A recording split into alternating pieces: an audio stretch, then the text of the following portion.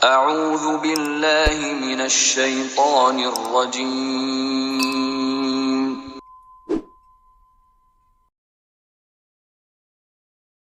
بسم اللہ الرحمن الرحیم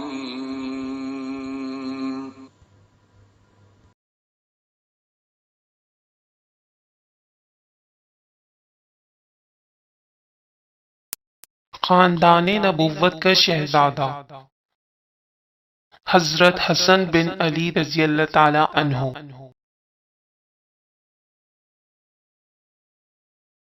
ابو الہرہ رضی اللہ سے روایت ہے، وہ کہتے ہیں کہ میں نے سیدنا حسن بن علی رضی اللہ سے عرض کی، آپ کو رسول اللہ صلی اللہ علیہ وآلہ وسلم سے کیا بات یاد ہے؟ یعنی کہ کچھ یاد ہے تو بتائیں۔ سیدنا حسن رضی اللہ نے فرمایا، مجھے یاد ہے کہ میں نے صدقے کی کھجوروں میں سے ایک کھجور پکڑ کر منہ میں ڈال لی، تو آپ صلی اللہ علیہ وآلہ وسلم نے اس کھجور کو میرے منہ سے نکال کر واپس صدقے کی کھجوروں میں رکھ دیا۔ عرض کی گئی کہ اے اللہ کے رسول صلی اللہ علیہ وآلہ وسلم، اس کھجور سے حسن پر کیا حرج تھا؟ یعنی اگر وہ کھا بھی لیتے تو کیا حرج تھا؟ آپ صلی اللہ علیہ وآلہ وسلم نے فرمایا، ہم آل محمد کو صدقہ کھانا حلال نہیں۔ ایک شخص نے سیدنا حسن رضی اللہ کو اپنے رب کے حضور رقت آمیز لہجے میں سرگوشی کرتے ہوئے سنا، تو اس نے آپ سے کہا، کیا آپ اللہ کے عذاب سے ڈرتے ہیں؟ حالانکہ آپ کے پاس تو نجات کے راستے موجود ہیں۔ آپ رسول پاک صلی اللہ علیہ وآلہ وسلم کے نواسے ہیں۔ آپ اس قابل ہیں کہ نبی اکرم صلی اللہ علیہ وآلہ وسلم آپ کی شفاعت کریں، اور پھر یہ کہ اللہ کی رحمت ہر چیز پر حاوی ہے۔ سیدنا حسن رضی اللہ نے فرمایا، جہاں تک میرا رسول پاک صلی اللہ علیہ وآلہ وسلم کے نواسا ہونے کی بات ہے، تو اللہ تعالیٰ فرماتا ہے کہ جب سور پھونکا جائے گا تو لوگوں کے درمیان تعلقات یعنی کہ رشتے ناطے باقی نہیں رہیں گے۔ اور رہی شفاعت کی بات، تو اللہ تعالیٰ فرماتا ہے کہ کون ہے جو اللہ کے ہاں اس کی اجازت کے بغیر سفارش کر سکے۔ اور رہا رحمت کا معاملہ، تو اللہ نے فرمایا، میں عنقریب یہ رحمت متقی لوگوں کے لیے لکھ دوں گا۔ سیدنا حسن رضی اللہ بہت پاکیزہ زبان کے مالک تھے۔ ان کی زبان سے کبھی کوئی برا یا سخت کلمہ ادا نہیں ہوا۔ عبداللہ بن عون رحمۃ اللہ نے کہا کہ میرے ہاں بات کرنے کے اعتبار سے حسن رضی اللہ سے زیادہ محبوب ترین کوئی نہیں۔ ان کا خاموش نہ ہونا مجھے پسند ہے۔ میں نے آپ سے کبھی کوئی غیر اخلاقی کلمہ نہیں سنا۔ البتہ ایک مرتبہ سیدنا حسن رضی اللہ اور عمرو بن عثمان رحمۃ اللہ کے درمیان ایک زمین کے متعلق کچھ جھگڑا ہوا۔ سیدنا حسن رضی اللہ نے کچھ عرض کیا جس پر عمرو راضی نہیں تھے۔ سیدنا حسن رضی اللہ نے فرمایا، ہمارے پاس اس کے لیے اس چیز کے علاوہ کچھ نہیں جو اس کی ناک خاک آلود کر دے، یعنی کہ اگر آپ یہ بات تسلیم نہیں کرتے تو یہ بات آپ کو خار کر سکتی ہے۔ عبداللہ بن عون رحمۃ اللہ کہتے ہیں، یہ کلمہ سخت ترین تھا جو میں نے آپ کے منہ سے سنا۔ سیدنا حسن رضی اللہ کو اللہ نے فصاحت و بلاغت کی خوبیوں سے نوازا تھا۔ ان خوبیوں کا اندازہ آپ کے ان اقوال سے لگایا جا سکتا ہے۔ آپ سے دریافت کیا گیا، غنیمت کیا ہے؟ آپ نے جواب میں فرمایا، تقویٰ میں رغبت اور دنیا میں زہد، یہی غنیمت ہے۔ حلم کے بارے میں آپ سے دریافت کیا گیا تو جواب ملا، غصہ روک لینا اور نفس پر کنٹرول کرنا حلم ہے۔ بے وقوفی کے متعلق دریافت کیا گیا تو فرمایا، گھٹیا پن کی پیروی کرنا اور گمراہوں کی صحبت اختیار کرنا بے وقوفی ہے۔ دریافت کیا گیا کہ غفلت کیا ہے؟ جواب ملا، مسجد کو ترک کر دینا اور کسی فسادی کی اطاعت کرنا غفلت ہے۔ بخل کے بارے میں پوچھا گیا تو فرمایا، جو تیرے ہاتھوں میں ہو اسے عزت سمجھے، اور جو خرچ کرے اسے قرض خیال کرے۔ سیدنا حسن رضی اللہ فرماتے ہیں، جو بے عقل ہو اس کا ادب نہیں، بے ہمت شخص کو محبت نہیں ہوتی، بے دین کی حیا نہیں ہوتی۔ عقل کی بنیاد لوگوں سے مل کر زندگی گزارنا ہے۔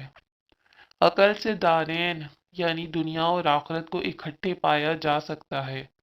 اسی طرح انہوں نے فرمایا، اللہ کی حرام کردہ چیزوں سے باز آ جاؤ، تم عبادت گزار بن جاؤ گے۔ اپنے حق میں اللہ کی تقسیم پر خوش ہو جاؤ تو تمنگر یعنی خوشحال ہو جاؤ گے۔ اپنے ہمسائے سے بھلائی کرو، تم سچے مسلمان بن جاؤ گے۔ لوگوں کا اس طرح ساتھ دو جیسا تم اپنے ساتھ لوگوں کا رویہ پسند کرتے ہو تو تم عادل بن جاؤ گے۔ سیدنا حسن رضی اللہ عنہ نے فرمایا، لوگوں کی ہلاکت تین چیزوں میں ہے: تکبر، لالچ اور حسد۔ تکبر میں ہلاکت ہے، اسی تکبر کی وجہ سے شیطان لعنتی ٹھہرا، اور لالچ نفس کا دشمن ہے، اسی لالچ کی بنا پر حضرت آدم علیہ السلام جنت سے نکالے گئے۔ اور حسد برائی کا جاسوس ہے، اسی حسد کی وجہ سے قابیل نے حابیل کو قتل کیا۔ سیدنا حسن رضی اللہ کی پوری زندگی ایسے حکمت بھرے اقوال کی عکاسی کرتی ہے۔ سیدنا حسن رضی اللہ بہت بردبار اور نرم مزاج کے مالک تھے۔ وہ اپنے اوپر ظلم کرنے والوں کے لیے بہت حلیم تھے۔ جو اپنی جہالت سے انہیں تکلیف پہنچاتے تھے وہ ان سے درگزر کرتے۔ اسی نرمی اور درگزر کی بنا پر آپ لڑائی جھگڑے سے گریز کرتے تھے۔ جب رمضان المبارک 40 ہجری کو سیدنا علی رضی اللہ کو مسجد میں شہید کر دیا گیا تو لوگوں کی نگاہیں خلافت کے لیے آپ کی طرف اٹھیں، کیونکہ آپ کے عادات و اخلاق قابل تعریف تھے۔ آپ ہمیشہ حق پر ثابت قدم رہتے۔ سخاوت اور بہادری آپ کی شان تھی، بردباری اور صبر آپ کی پہچان تھی۔ جب صحابہ کرام آپ کو خلیفہ چننے پر متفق ہو گئے تو لوگوں نے آپ کی بیعت کرنا شروع کی۔ تقریباً 40,000 سے زائد لوگوں نے آپ کی بیعت کی۔ آپ تقریباً 7 ماہ عراق، خراساں، حجاز اور یمن کے علاقوں میں خلیفہ رہے۔ ادھر ملک شام میں امیر المومنین سیدنا علی کی شہادت کے بعد معاویہ بن ابو سفیان رضی اللہ کی بیعت کی گئی۔ معاویہ رضی اللہ جانتے تھے کہ سیدنا حسن سب لوگوں سے بڑھ کر فتنہ و فساد کو ناپسند کرتے ہیں، چنانچہ انہوں نے خط و خطابت کے ذریعے ان سے رابطہ رکھا اور باہمی تعلقات کو بہتر بنایا، اور ان سے یہ وعدہ کیا کہ اگر انہیں یعنی معاویہ کو کوئی حادثہ پیش آ گیا اور سیدنا حسن رضی اللہ زندہ ہوئے تو وہ خلافت کی ذمہ داری ان کے سپرد کر دیں گے۔ ان کا مطلب یہی تھا کہ معاویہ رضی اللہ نے اپنے بعد خلافت سیدنا حسن رضی اللہ کو دینے کا وعدہ کر لیا۔ عبداللہ بن جعفر رضی اللہ فرماتے ہیں کہ سیدنا حسن رضی اللہ نے فرمایا، میں نے ایک رائے قائم کی ہے، میں پسند کرتا ہوں کہ تم اس میں میری پیروی کرو۔ میں نے کہا، وہ رائے کیا ہے؟ سیدنا حسن رضی اللہ نے کہا، میرا خیال ہے میں مدینے کا قصد کروں، یعنی کہ مدینے کا رخ کروں اور وہاں قیام کروں اور خلافت والا معاملہ معاویہ کے لیے چھوڑ دوں، کیونکہ یہ فتنہ طول پکڑ گیا ہے، خونریزی بھی ہو چکی ہے اور راستے بھی منقطع ہو چکے ہیں۔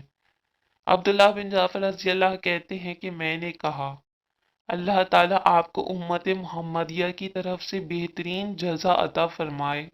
اس طرح رسول پاک صلی اللہ علیہ وآلہ وسلم کی یہ پیشین گوئی پوری ہو گئی کہ اللہ تعالیٰ ان کی وجہ سے مسلمانوں کی دو بڑی جماعتوں میں صلح کرائے گا۔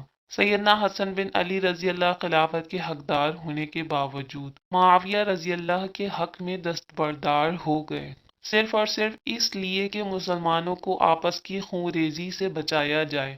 خلافت سے دستبردار ہونے کے بعد لوگوں کو اکٹھا کر کے حسن رضی اللہ نے حکمت و دانائی سے بھرپور خطاب فرمایا۔ آپ نے فرمایا، لوگوں، اللہ تعالیٰ نے ہمارے پہلے والوں کے ذریعے سے تم کو ہدایت دی اور بعد والوں کے ذریعے تمہاری خون ریزی بند کروائی۔ سنو، دانائیوں میں سے بہترین دانائی تقویٰ ہے، شکستوں میں سب سے بری شکست بدعمالی ہے، اور یہ خلافت کا معاملہ جس کا میرے اور معاویہ کے درمیان اختلاف تھا، یا تو وہ اس کے مجھ سے زیادہ حقدار ہیں یا یہ میرا حق ہے جسے میں نے اللہ کی خوشنودی، امت محمدیہ کی بہتری اور تمہارے درمیان خوریزی بند کرنے کی خاطر چھوڑا ہے۔ یہ 40 ہجری کی بات ہے۔ صلح والا یہ سال مسلمانوں میں عام الجماعہ کے نام سے مشہور ہے، کیونکہ مسلمانوں کا تفرقہ مٹ گیا اور وہ متحد ہو کر ایک جماعت بن گئے۔ اہل کوفہ میں سے بعض لوگوں نے صلح کرنے پر سیدنا حسن رضی اللہ کو طعنے بھی دیے، لیکن آپ نے ہر طعنے کو صبر سے برداشت کیا اور اپنی اس رائے پر قائم رہے جس میں امت کی صلاح اور فلاح کے سوا کچھ پیش نظر نہ تھا۔ صلح کے بعد سیدنا حسن رضی اللہ مدینہ منورہ چلے گئے اور باقی عمر اپنے نانا کے شہر مدینہ منورہ میں بسر کر دی۔ وقت کا زیادہ تر حصہ عبادت الہی میں صرف ہوتا تھا۔ معاویہ رضی اللہ نے ایک شخص سے حسن رضی اللہ کے حالات دریافت کیے تو اس نے کہا، فجر کی نماز کے بعد سے طلوع آفتاب تک مصلی پر رہتے ہیں، پھر ٹیک لگا کر بیٹھ جاتے ہیں اور آنے جانے والوں سے ملتے ہیں۔ دن چڑھے چاشت کی نماز ادا کر کے امہات المومنین کی خدمت میں سلام کے لیے حاضر ہوتے ہیں۔ اگر آپ مکہ معظمہ میں ہوتے تو معمول یہ تھا کہ عصر کی نماز حرم پاک میں ادا کر کے طواف میں مشغول ہو جاتے۔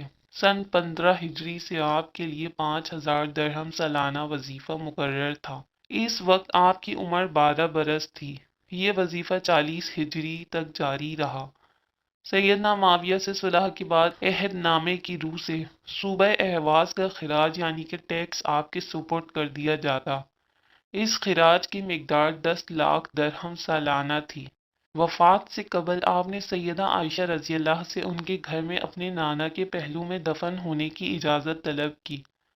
سیدہ عائشہ نے ان کو اجازت دے دی، لیکن مروان بن حکم اور بنو امیہ میں سے ان کے ساتھی آڑے آ گئے اور انہوں نے آپ کو نبی اکرم صلی اللہ علیہ وآلہ وسلم کے قریب دفن ہونے سے روک دیا۔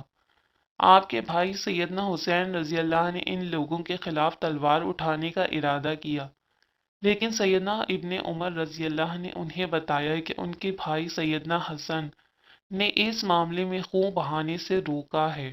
چنانچہ سیدنا حسین رضی اللہ نے لڑنے کا ارادہ ملتوی کر دیا۔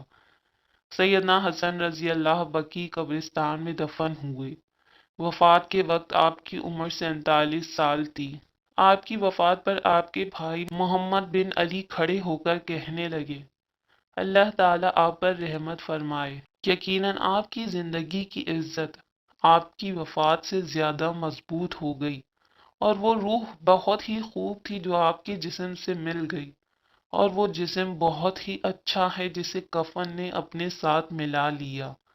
بھلا ایسے کیوں نہ ہو جبکہ آپ ہدایت کا جوہر، متقیوں کے دوست اور اہل بیت پر مشتمل چادر والوں میں سے پانچویں فرد ہیں۔ آپ کو حق والی ہتھیلیوں نے غذا کھلائی، آپ نے اسلام کی گود میں تربیت پائی۔ اگرچہ آپ کی جدائی کی وجہ سے ہمارے دل خوش نہیں ہیں، لیکن آپ کے لیے ہماری خیر و بھلائی میں قطعاً شک نہیں۔ اللہ تعالیٰ آپ پر رحمت فرمائے۔ حضرت ابو ہریرہ رضی اللہ تعالیٰ نے فرمایا، اے لوگوں، آج رسول پاک صلی اللہ علیہ وآلہ وسلم کے محبوب وفات پا گئے ہیں۔ سیدنا حسین رضی اللہ نے فرمایا، اے ابو محمد، اللہ تعالیٰ آپ پر رحمت فرمائے، آپ یقیناً حق کے حمایتی تھے۔ آپ نبوت کی نسل سے ہیں اور حکمت و دانائی کا دودھ پینے والے ہیں، سو آپ اپنی روح کے ساتھ خوشبودار پودوں اور پر نعمت جنت کی طرف سدھاریں۔ اللہ تعالیٰ ہمارے اور تمہارے لیے اجر و ثواب کو عظیم بنا دے۔ دنیا فتنہ و فساد میں مبتلا ہے، فرد سے لے کر اقوام تک، عام سے لے کر خاص تک۔